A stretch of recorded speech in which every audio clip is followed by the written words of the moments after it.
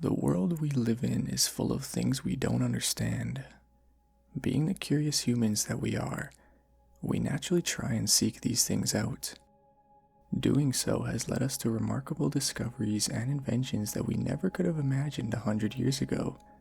We have defeated disease, built to the sky itself, and even created machines that could take us beyond the clouds and into the stars. If our ancestors could see us in what we have created, I'm sure many of them would see us as gods. Our innate curiosity and lust for knowledge has not always led us to greatness, however. True evil and darkness have also been uncovered in humanity's conquest of knowledge, and in the end, I fear this evil will be our doom. I do not say this from the standpoint of a great philosopher who has sat and simply pondered things either. No, I say this because I have seen it, experienced it. I was a part of it. The event I am about to relate to you is true in its entirety. This I swear. I feel certain that this will fall on deaf ears, and many of you will believe this to just be another spooky story meant to give you cheap thrills. But I promise you that this is neither my intent nor my purpose. The purpose of this story is to simply warn you of what lurks beyond the veil of what we can see and understand, to show you what awaits us in the darkness, even if I myself don't understand it. What I am about to tell you has happened, and I feel certain it will happen again. In 1971, a not-so-well-known scientist began preparations for an extremely secretive project known simply as the Harbinger experiment. I would like to keep the identity of this scientist a secret for personal reasons, so throughout this recounting I will refer to him as Zimmermann. Zimmermann's background is unclear at best beyond 1971. All that is known about him before that time is that he had grown up somewhere in Maryland with a strange fascination of the occult and supernatural.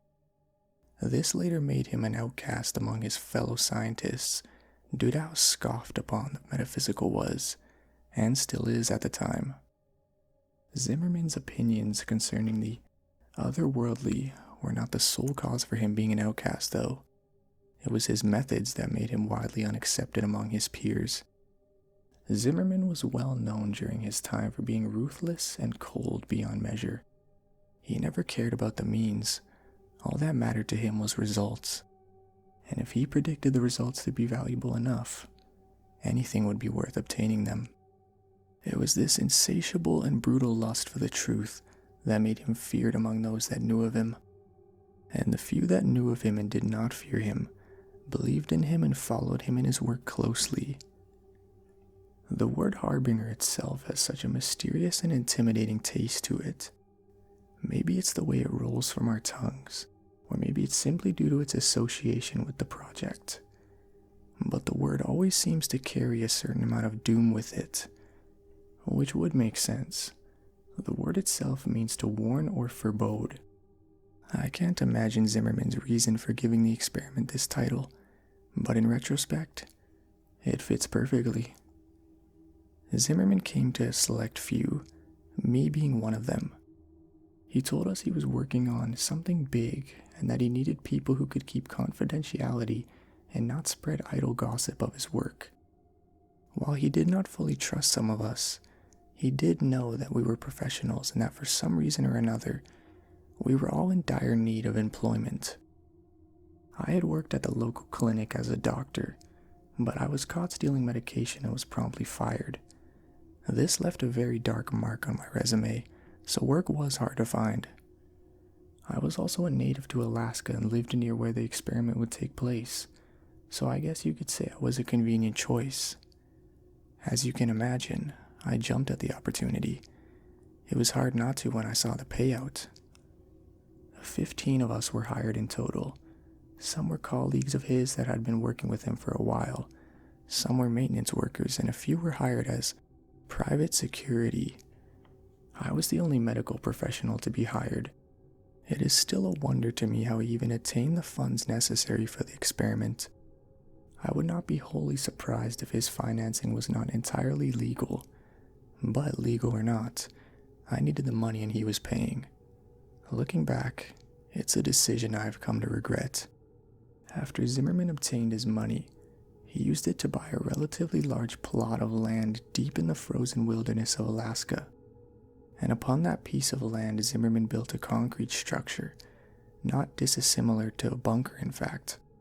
The sole difference being that its goal was to keep any potential damage contained within the structure, rather than keeping it out, as he put it.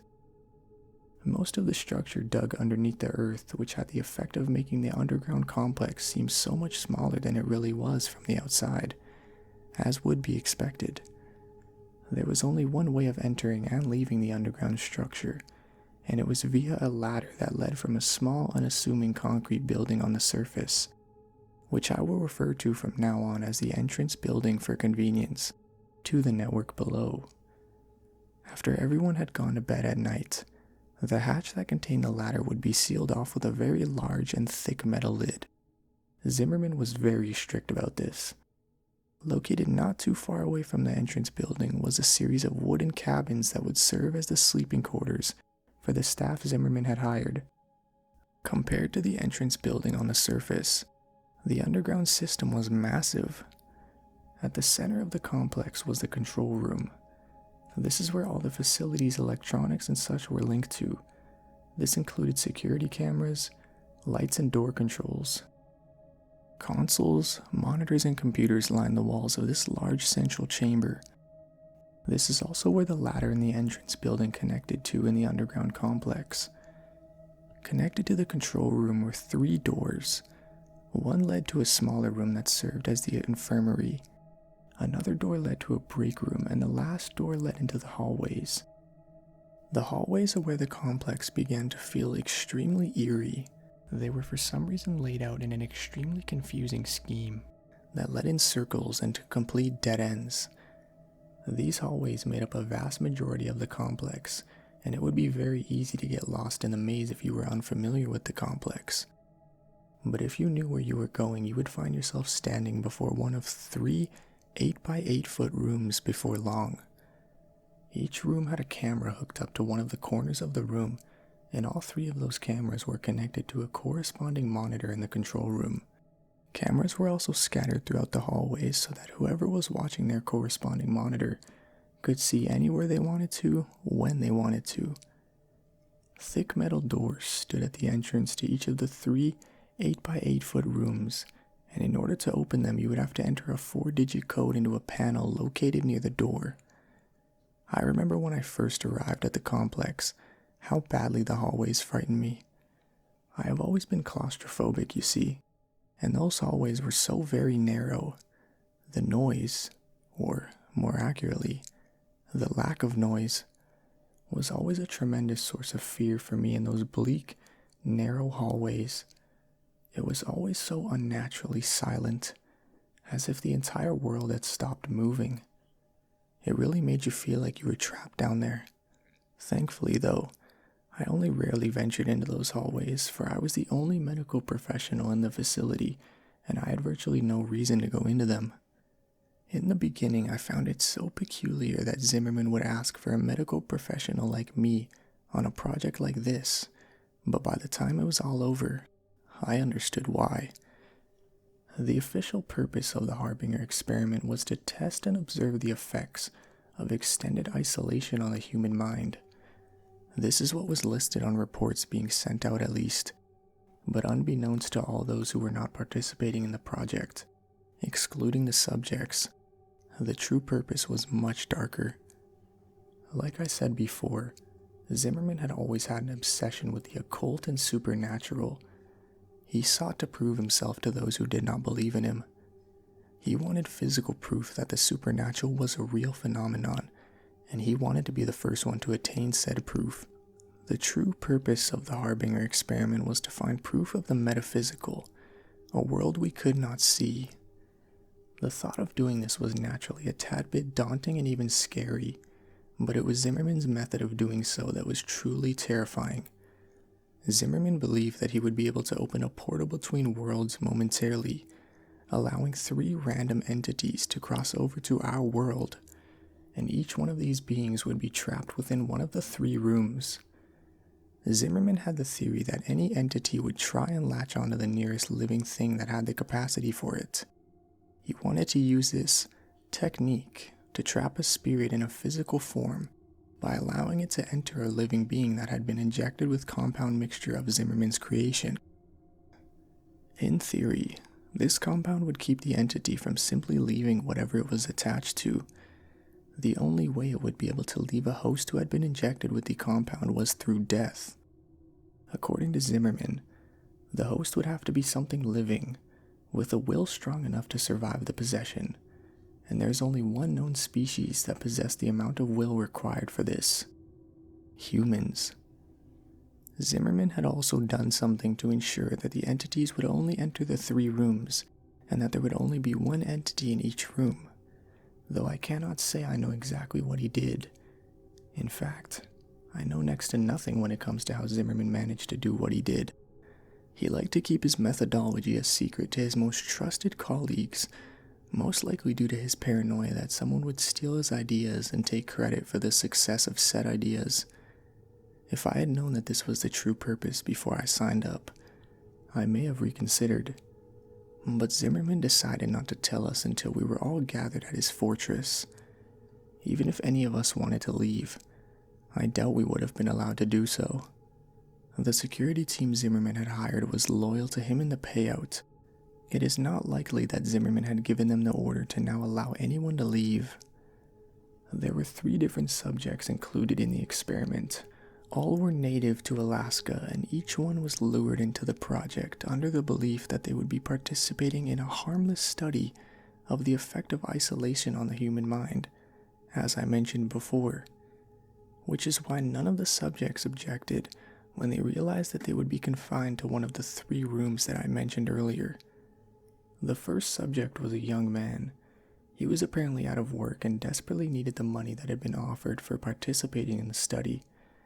The second was a woman.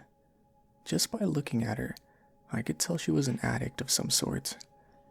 The third and final subject was an older man, a drifter if I had to guess.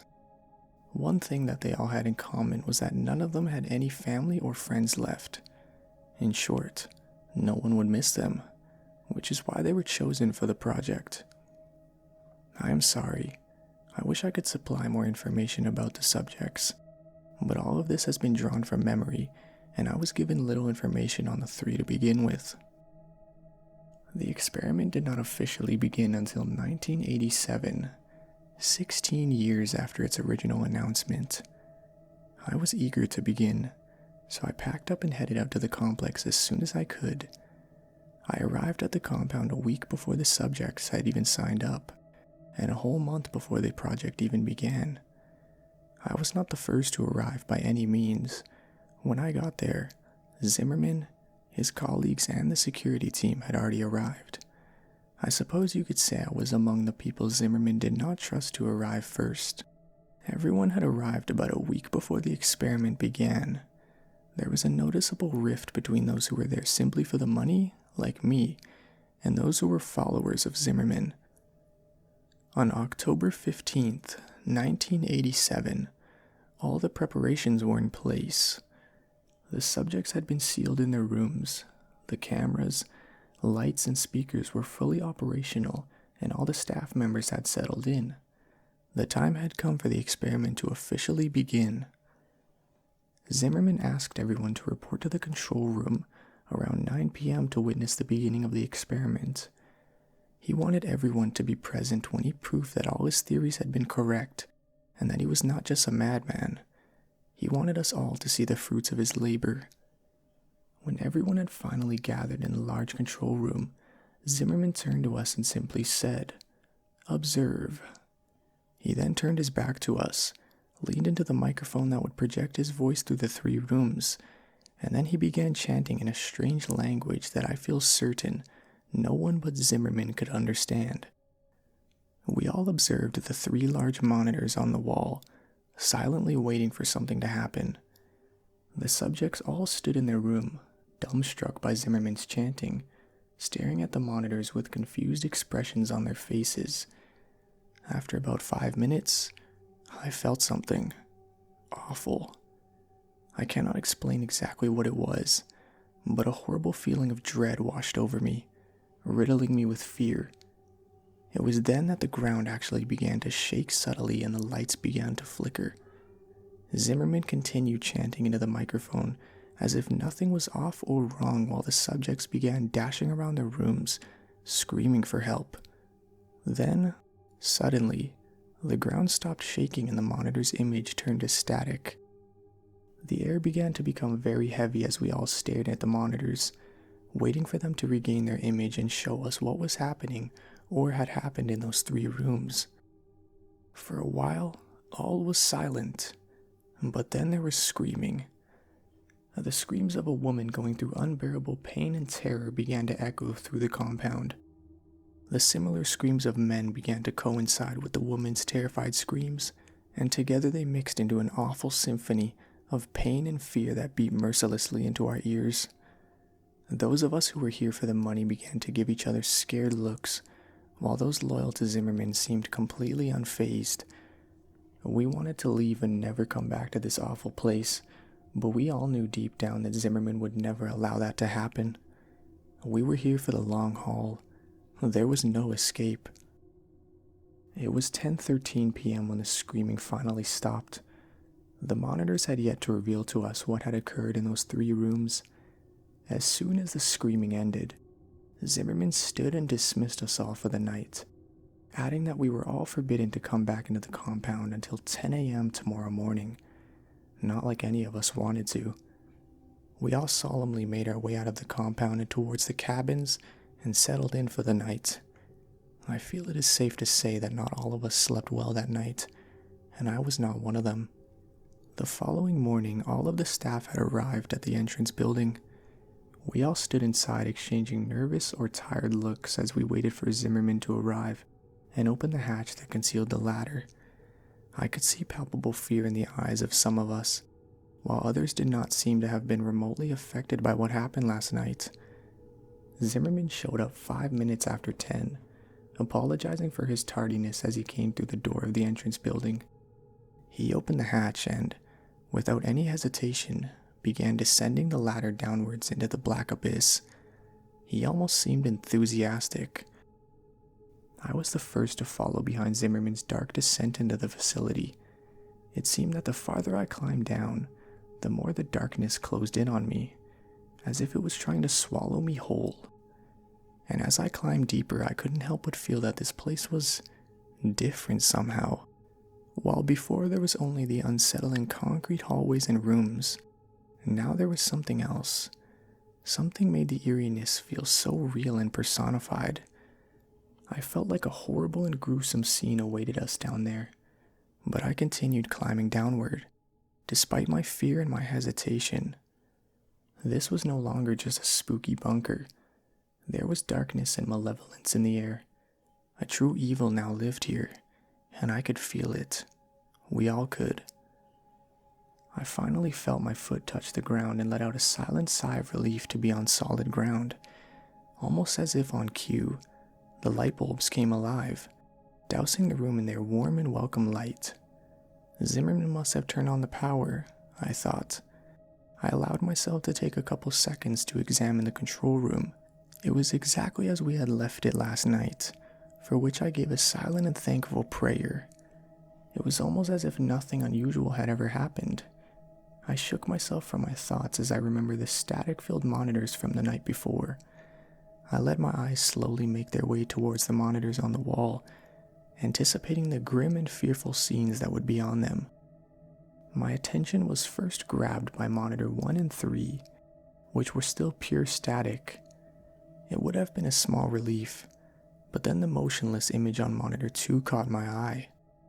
Room 2 was entirely still and everything seemed entirely untouched. I couldn't help but gasp as I noticed the only thing that was different. The woman lay in the center of the small concrete room. An expression of fear and terror was frozen into her gaunt face as she lay lifeless and silent on her back. Zimmerman's expression turned angry when he saw this. He ordered that second monitor be turned off, and it was. We didn't ask why. It's not like any of us wanted to see the dreadful scene any longer.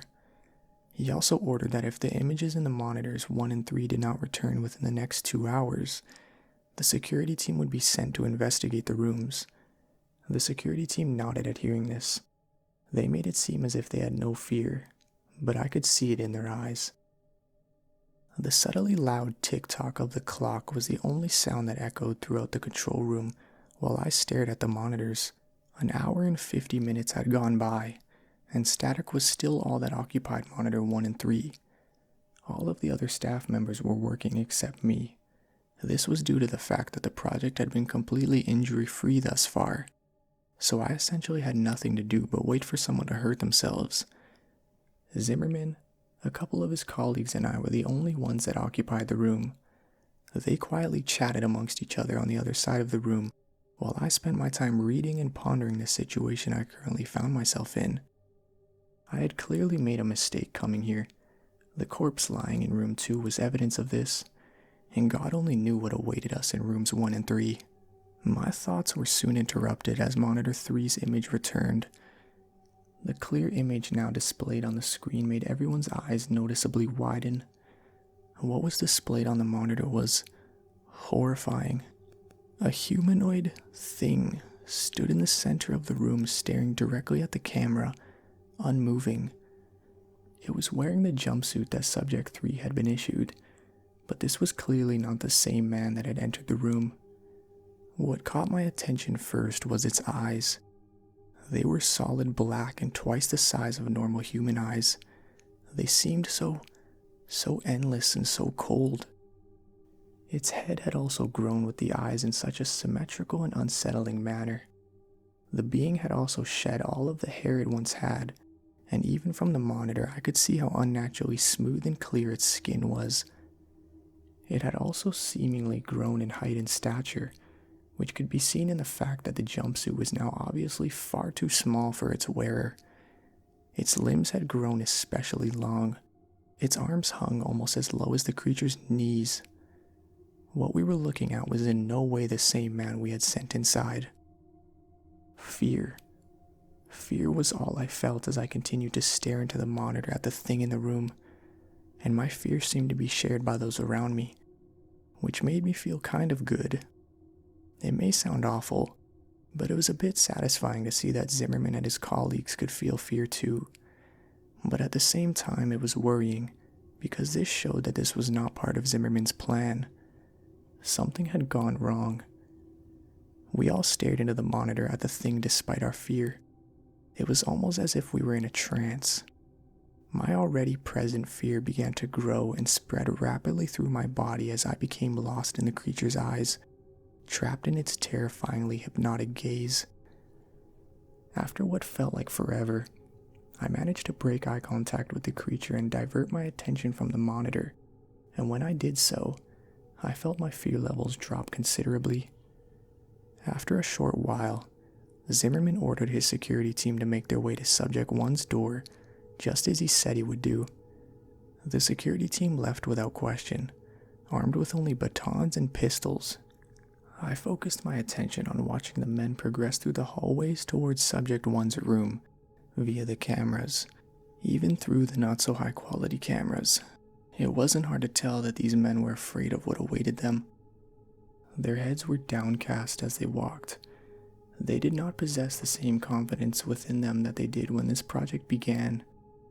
They looked like scared boys being sent off to a terrible war. Eventually, they made it to the door. We had perfect vision of them and the door via the hallway camera. One of them said something through one of their walkie-talkies and made a motion towards the camera. In response, one of Zimmerman's colleagues buzzed the door open. The men already had their pistols out by the time the button was pushed. Slowly, the door began to open. We all watched eagerly as the men began to approach the door, guns aimed inside. Suddenly and without warning, there was a loud shriek, and as something bounded out of the room at the men, the monitor turned into static. Immediately, we could hear screaming echoing down the hallways, followed shortly after by the distinct sound of gunshots. We could do nothing but wait. After a couple minutes, the screaming and gunshots stopped. We all waited and prayed, hoping that whatever bounded at them from the room would not be the one to return to the control room. After a couple more minutes, 3 of the men came back, carrying with them the corpse of the 4th.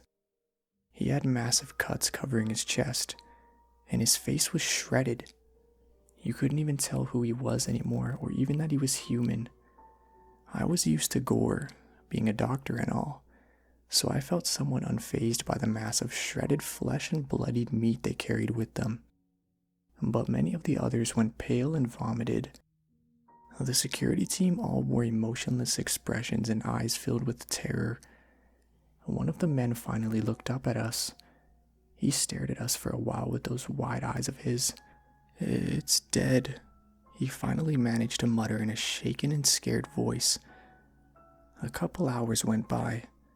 The dead man's name was Frank. He was buried outside in the cold, Alaskan ground.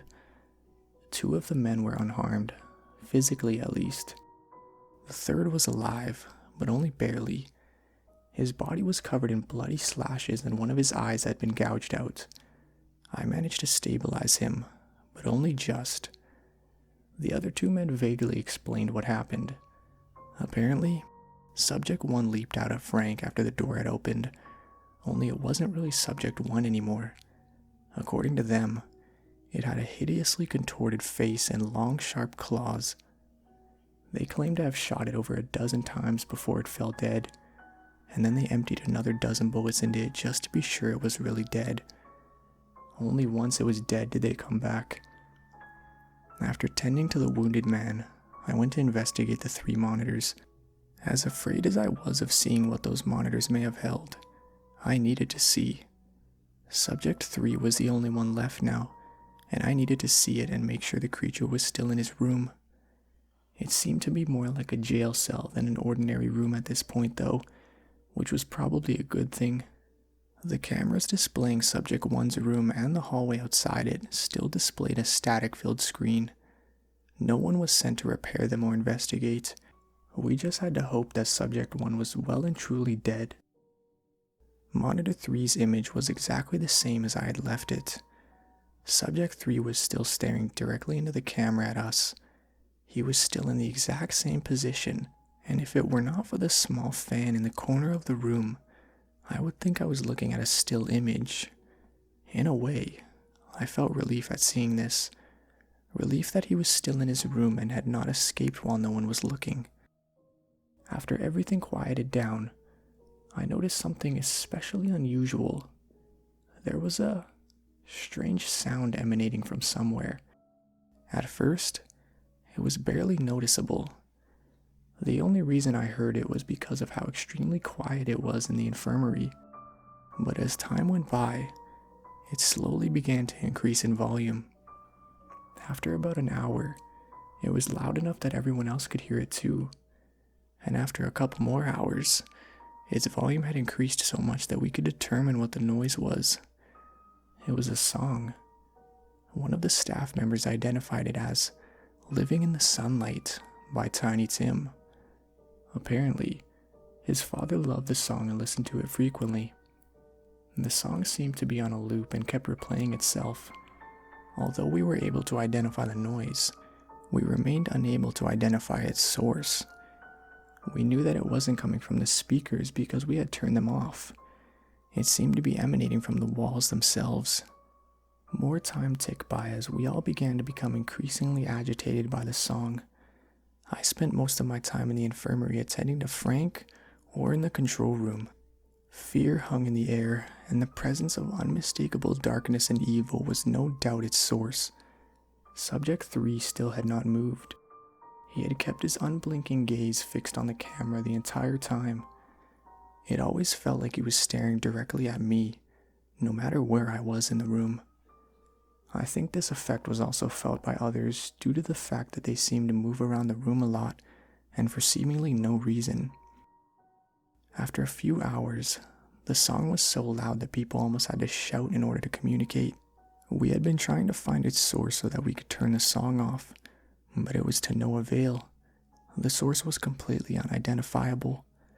This added a level of extreme irritation to our already very present fear. It was around 8:30 that the ground itself began to shake once again, just as it had done the previous night. Panic began to spread among my fellow employees and me as the shaking grew in intensity. During this, I had the sudden instinctual feeling to look over at Subject 3's monitor. It was gone, almost as if on cue.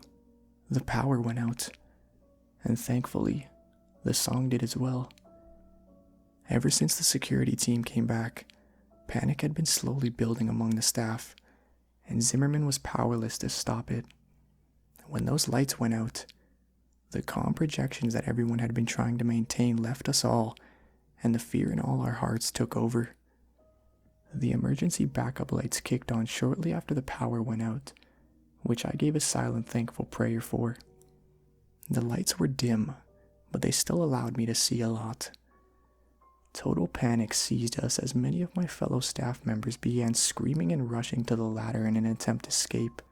But too many were trying to use it at once, and no one was able to get very far on the ladder without someone else pulling them to the floor and taking their place.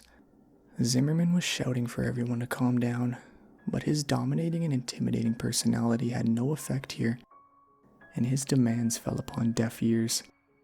It was total chaos. It wasn't long until people actually started hurting each other in the desperate attempts to get up the ladder and out of that place. I could only stand against the wall and wait for my opportunity to escape up the ladder.